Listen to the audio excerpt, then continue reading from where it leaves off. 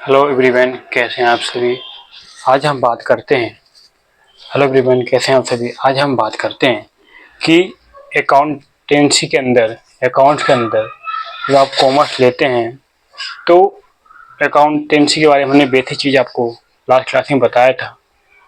हमने ये बताया था आपको कि अकाउंट क्या है, किससे किया जाता है, इसके फ़ायदे किसको हैं, किसको नहीं है, बिजनेस में इसका क्या यूज है। ठीक है, तो वो चीज़ें हमको बताया।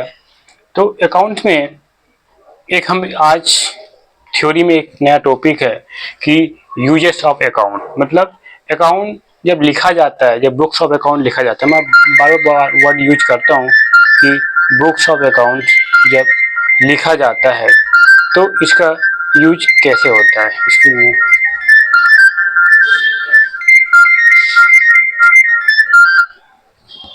तो अकाउंट में इसका यूज जब लिखा जाता है तो यूज कैसे होता है। तो मैं बाबा कहता हूँ कि बुक्स ऑफ अकाउंट, क्या बुक्स बुक्स ऑफ अकाउंट, ठीक है, कि कैसे इसको मेंटेन करते हैं। बुक्स ऑफ अकाउंट का मतलब क्या होता है।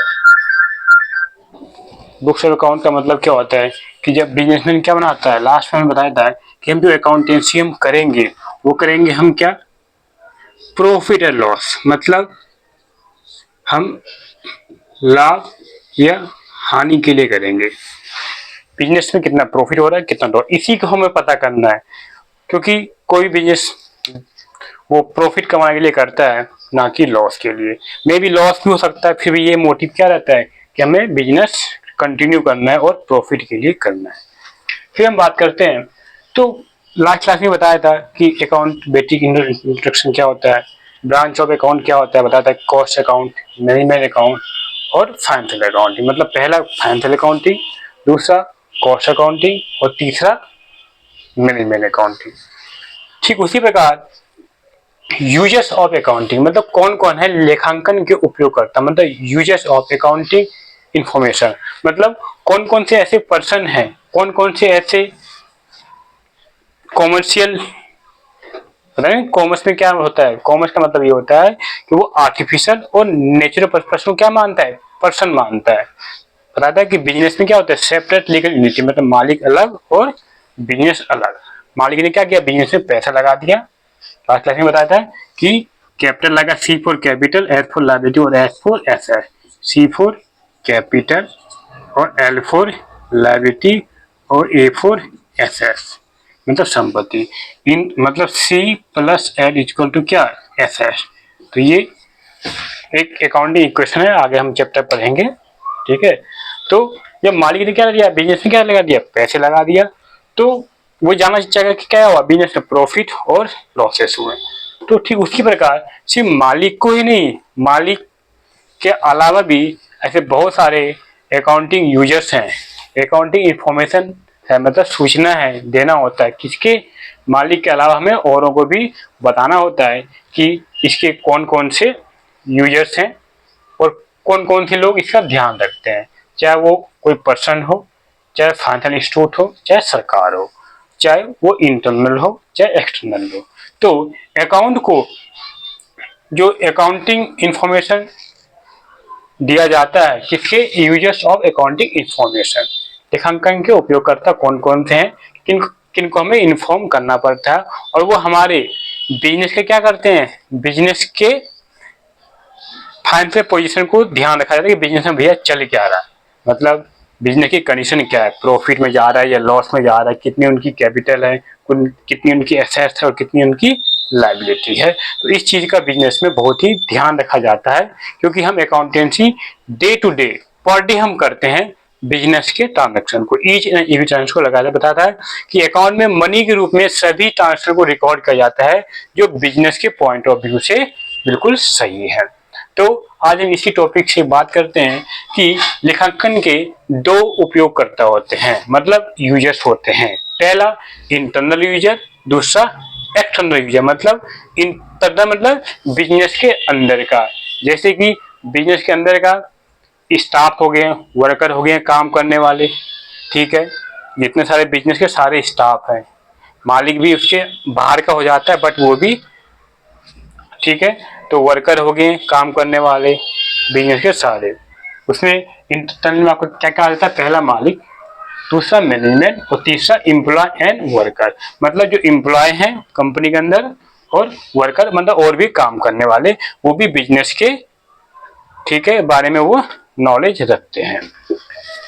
बाहरी है मतलब जो आउटसाइड, ये इनसाइड मतलब ये इनसाइड, इनसाइड और ये आउटसाइड, ये क्या है, ये आपके आउटसाइड मतलब बाहरी पर्सन।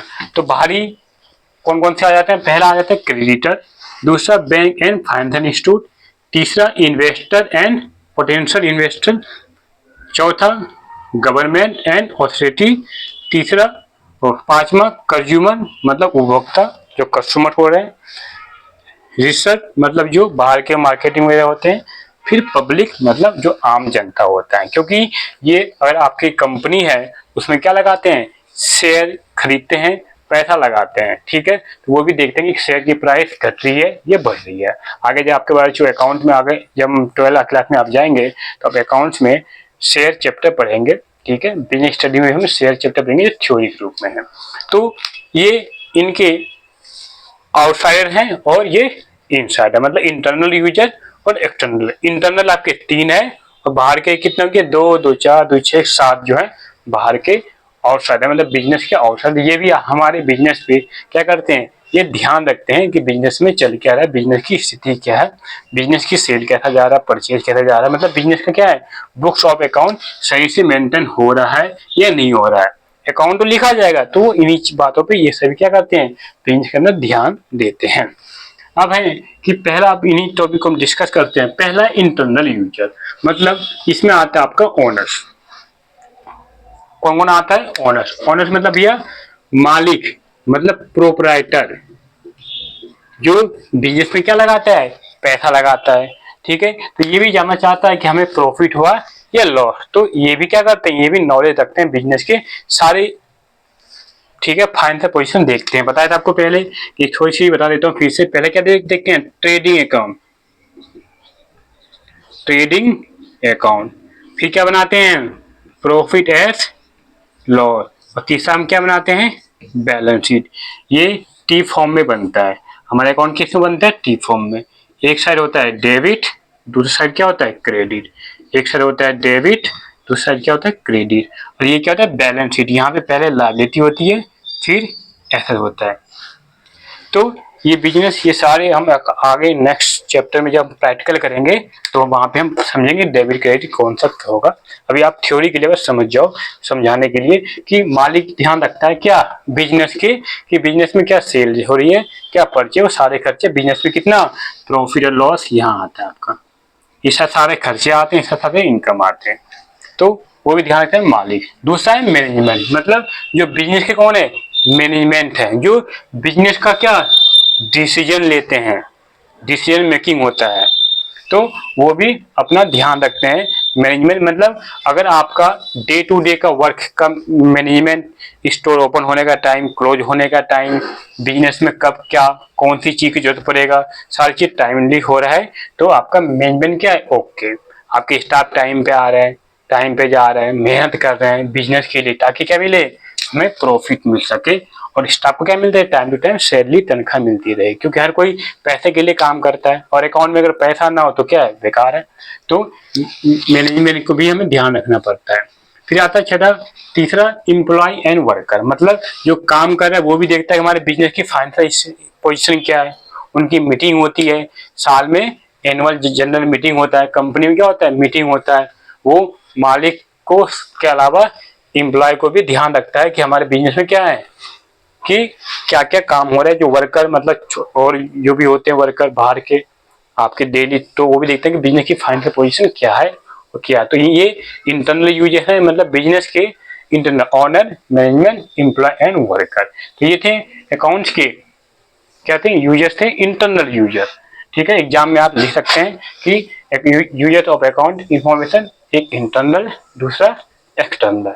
इंटरनल में ओनर, मैनेजमेंट, एम्प्लॉय, ठीक है, एंड और भी हो सकता है, बट आपको इतना ये 3 ही ध्यान रखना है। अब आप बात करते हैं एक्सटर्नल मतलब जो आउटसाइडर, जो बिजनेस के बाहर के यूजर्स हैं वो क्या करते हैं। पहला आता है क्रेडिटर। क्रेडिटर मतलब ये वो प्रश्न होते हैं जिनसे क्या आप माल उधार में खरीदते हैं, ठीक है। तो ये भाई आपको इन्होंने क्या किया, बिजनेस में सेल करने के लिए रॉ मटेरियल दिया, कच्चे पदार्थ दिया, उससे क्या बनता है, फिनिश गुड बनता है, ठीक है। तो जो क्रेडिटर है, ठीक है, आपके लिए क्या ये लायबिलिटी है, मतलब सप्लायर है, ठीक है, पैसे उधारी है ना, ये हेल्पफुल लायबिलिटी। तो भैया ये भी ध्यान रखता है कि बिजनेस में चल क्या रहा है, ये हमारा पैसा दे पाएगा या नहीं, तो ये भी बिजनेस में क्या करते हैं, ये ध्यान रखते हैं क्रेडिटर। दूसरा है बैंक एंड फाइनेंशियल इंस्टीट्यूट, ठीक है, मतलब आपका जिस बैंक में अकाउंट होता है उससे क्या आप लोन भी लेते हैं, बाई चांस कहीं पैसे की जरूरत पड़ गई तो वो भी, ठीक है, आपने अगर लोन लिया है क्या बैलेंस शीट दिखा के, तो वो भी क्या करेंगे, आपको बुक ऑफ अकाउंट को चेक करेंगे कि आपकी फाइनेंशियल पोजीशन क्या, आपकी बैलेंस शीट क्या है, मतलब कितने आपके लेनदार हैं, देनदार हैं, ठीक है। तो वो भी बैंक भी आपके ऊपर नजर रखते हैं, ठीक है, क्योंकि आप बैंक से आप लोन लेते हैं तो वही देखते हैं आप पैसा दे पाओगे नहीं दे पाओगे, इससे बैंक भी आपके ऊपर क्या करते हैं, नजर रखते। तो इनको भी अकाउंट के बारे में पता होनी चाहिए। तीसरा इन्वेस्टर एंड पोटेंशियल इन्वेस्टर, मतलब इन्वेस्टर जिन लोगों ने आपको आपके कंपनी में क्या लगाया है, पैसा लगाया है, आपके बिजनेस में पैसा लगाया है, वो भी ये भी देखता है कि हमारा पैसा कहीं डूब ना जाए, ठीक है।